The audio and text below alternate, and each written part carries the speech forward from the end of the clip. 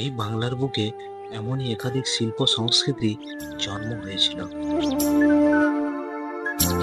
ভারতের পশ্চিমবঙ্গ বাঁকুড়া জেলার বিষ্ণুপুর শহরে পোড়ামাটির অসংখ্য প্রাচীন মন্দির দর্শন করতে বেরিয়ে পড়লাম।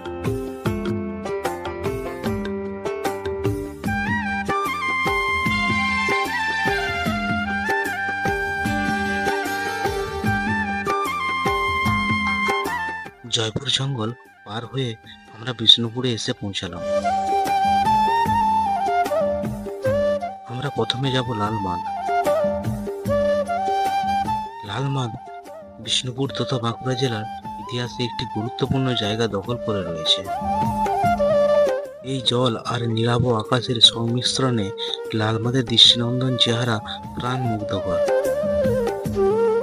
বর্তমানে এই মায়াবী লালবাঁধ বাঁকুড়াবাসীর সকাল বিকাল দুবেলা বিনোদনের এক অপরূপ ক্ষেত্র হয়ে দাঁড়িয়েছে।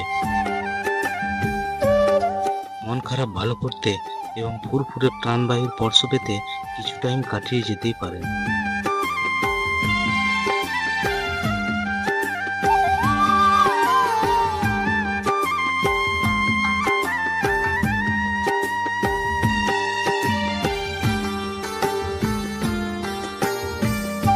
লালবাঁধে কিছু টাইম কাটিয়ে আমরা রাজমঞ্চ উদ্দেশ্যে রওনা হলাম।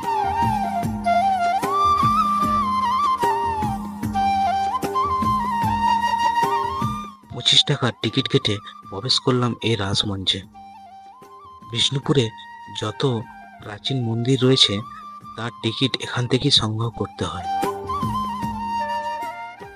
1600 খ্রিস্টাব্দে মল্লরাজা বীর হাম্বিরের হাত ধরে প্রথম মন্দিরের সূচনা এই রাজমঞ্চ।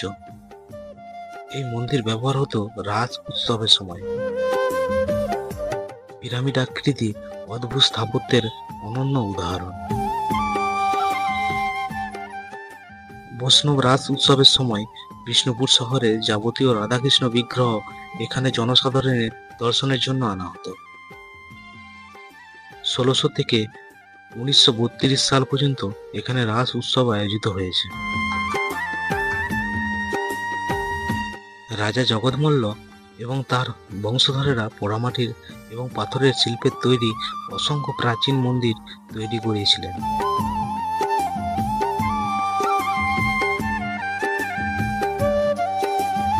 ভেতরে শান্ত, স্তব্ধ, রহস্যময় দিনের আলোয় উপস্থিতিতে আপনি যখন গ্যালারির মধ্য দিয়ে হাঁটবেন, আপনি অনুভব করবেন আলো ছায়া ভাষায় ইতিহাস আপনার কানে কানে ফিস ফিস করে। অন্ধকার থেকে আলোর একটি রোমাঞ্চকর পরিবেশ তৈরি করে।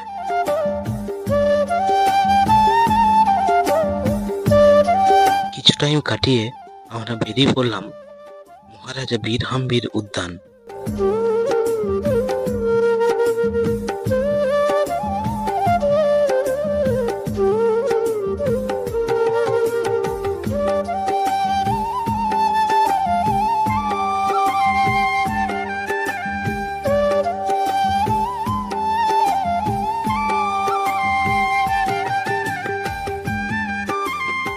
মদনমোহন বা বিষ্ণু মন্দির নামে পরিচিত।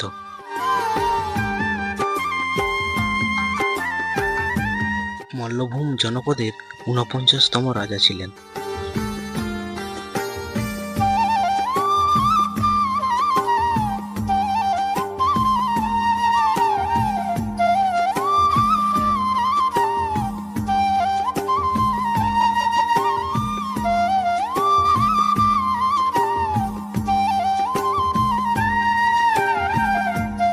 বীর হাম্বিরের বৈষ্ণব মত গ্রহণ করা মল্লভূমের ইতিহাস এক নতুন অধ্যায়। শিক্ষা দীক্ষার সমস্ত জীবনযাপনে যার গভীর প্রভাব পড়েছিল। মল্লবংশে তিনি প্রথম রাজা যিনি বৈষ্ণব ধর্মে দীক্ষিত হন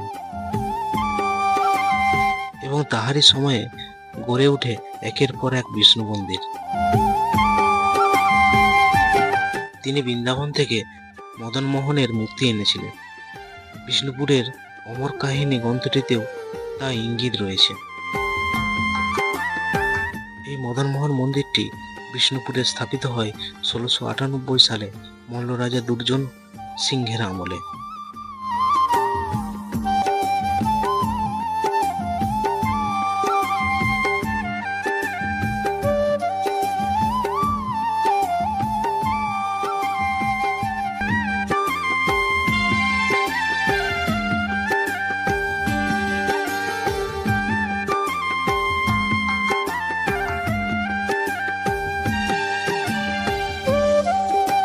কিছু টাইম কাটিয়ে আমরা যাব রাধাশ্যাম মন্দির।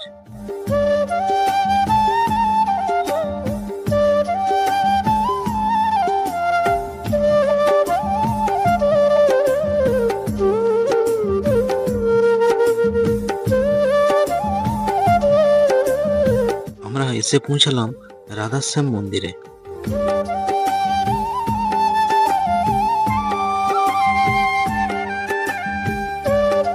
এই মন্দিরটি বিষ্ণুপুরে প্রতিষ্ঠা লিপিযুক্ত দেবালয়গুলির মধ্যে সর্বকনিষ্ঠ।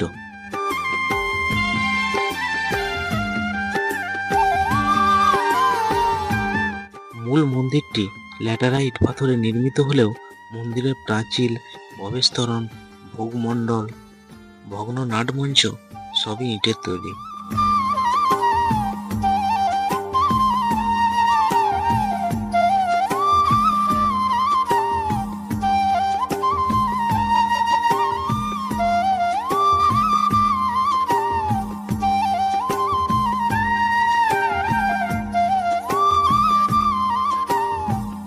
এখানে রাধাকৃষ্ণের বিগ্রহ রয়েছে এবং তার সাথে নিত্যানন্দ প্রভু, শ্রী চৈতন্য মহাপ্রভুর বিগ্রহ রয়েছেন।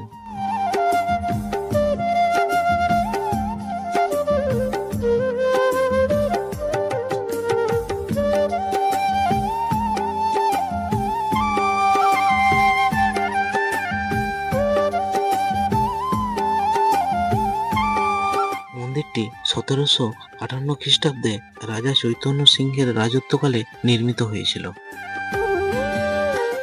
রাধাশ্যাম মন্দিরটি পোড়ামাটির স্থাপত্য শৈলীর জন্য পরিচিত।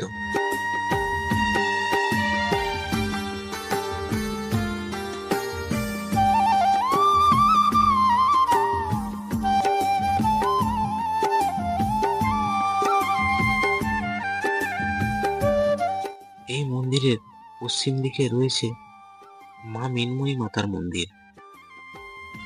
এরপর যাব মা মৃন্ময়ী মাতার মন্দির। প্রাচীনতম মন্দিরটি 997 খ্রিস্টাব্দে রাজা জগৎমল্ল দ্বারা প্রতিষ্ঠিত হয়েছিল। স্থানীয় ইতিহাস অনুসারে আজ যে জায়গায় মা মৃন্ময়ী মন্দিরের অবস্থান, সেখানেই বটবৃক্ষের নিচে ক্লান্ত হয়ে বসেছিলেন রাজা জগৎমল্ল। তারপর একের পর এক দৈব ঘটনা ঘটতে থাকে রাজা জগৎমল্লর সঙ্গে।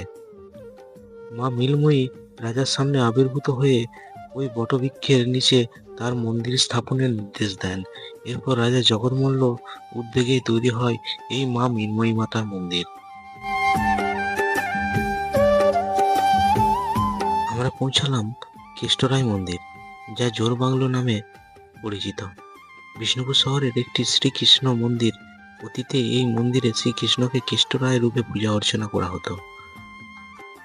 বর্তমানে কোনো পূজা আর হয় না। মন্দির প্রাপ্ত প্রতিষ্ঠা ফলক অনুযায়ী মন্দিরটি 1655 খ্রিস্টাব্দে মল্লভূমের রাজা রঘুনাথ সিংহের দ্বারা প্রতিষ্ঠিত হয়েছিল। এই মন্দিরের গায়ে কৃষ্ণলীলা, রামায়ণ, মহাভারত, পৌরাণিক কাহিনী পোড়ামাটির ভাস্কর্যে ফুটিয়ে তোলা রয়েছে। সর্বভারতীয় হস্তশিল্পের প্রতীক লম্বা টেরাকোটার ঘোড়ার জন্য বিখ্যাত বিষ্ণুপুর একটি পৃথিবী বিখ্যাত সংগ্রহ। ভগবান বিষ্ণু 10 অবতারের উপর ভিত্তি করে তৈরি।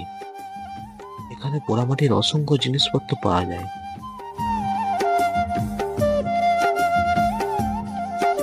এরপর দর্শন করব দল মাদল কামান।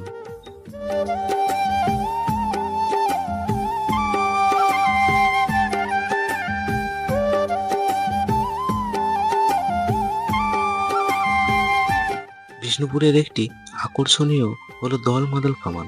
আক্রমণকারীদের হাত থেকে রাজ্যকে রক্ষা করার জন্য নির্মিত। এটি 18 শতকে মারাঠা আক্রমণ প্রতিহত করার জন্য বিখ্যাত। ভিডিওটি ভালো লাগলে লাইক, কমেন্ট, শেয়ার করতে ভুলবেন না।